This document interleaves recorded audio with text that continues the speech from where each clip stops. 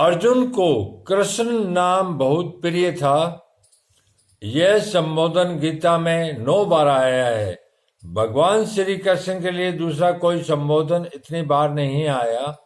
ऐसे ही भगवान को अर्जुन का पार्थ नाम बहुत प्यारा था, इसलिए भगवान और अर्जुन आपस की बोलचाल में ये नाम लिया करते थे और ये बात लोगों में भी प्रसिद्ध थी। इस दृष्टि से संजय ने गीता के अंत में कृष्ण और पार्थ नाम का उल्लेख किया है।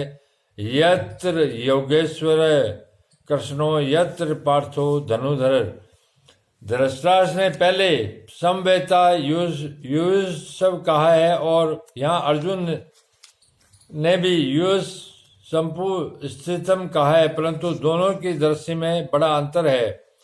धृतराष्ट्र की दृष्टि में तो दुर्योधन आदि मेरे पुत्र हैं और युधिष्ठिर आदि पांडु के पुत्र हैं, ऐसा भेद है। अतः धृतराष्ट्र ने वहां मामका और पांडवा कहा है, परंतु अर्जुन की दृष्टि में यह भेद नहीं है। अतः अर्जुन ने यहाँ सवैस जन्म कहा है, जिसमें दोनों पक्ष के लोग आ जाते हैं।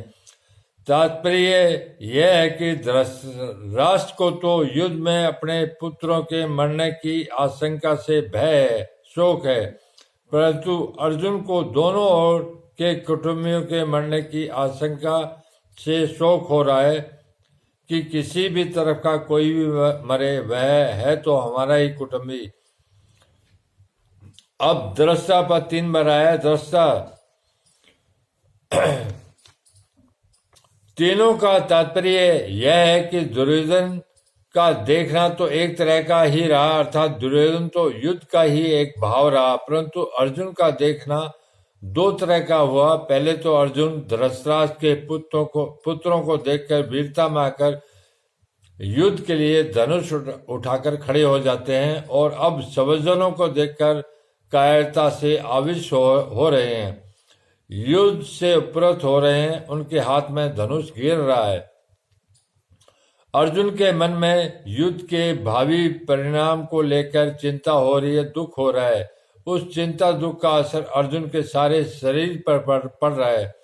उसी असर को अर्जुन स्पष्ट शब्दों में कह रहे हैं कि मेरे शरीर का हाथ, पैर, मुख आदि एक एक अंग अब शिथिल हो रहा है, मुख सूखता जा रहा है, जिससे बोलना भी कठिन हो रहा है। सारा शरीर थर थर कांप रहा है, शरीर के सभी रोंगटे खड़े हो रहे हैं, अर्थात सारा शरीर रोमांचित हो रहा है। जिस गांडीव धनुष की प्रत्यक्षा की टंकार से शत्रु भयभीत हो जाते हैं, वही गांडीव धनुष आज मेरे हाथ से गिर रहा है। त्वचा में, सारे शरीर में जलन हो रही है, मेरा मन भ्रमित हो रहा है, अर्थात मेरे को क्या करना चाहिए यह भी नहीं सूझ रहा है। यहाँ युद्ध भूमि में रथ पर खड़े रहने से मैं असमर्थ हो रहा हूँ। ऐसा लगता है कि मैं मूर्छित होकर गिर पड़ूंगा।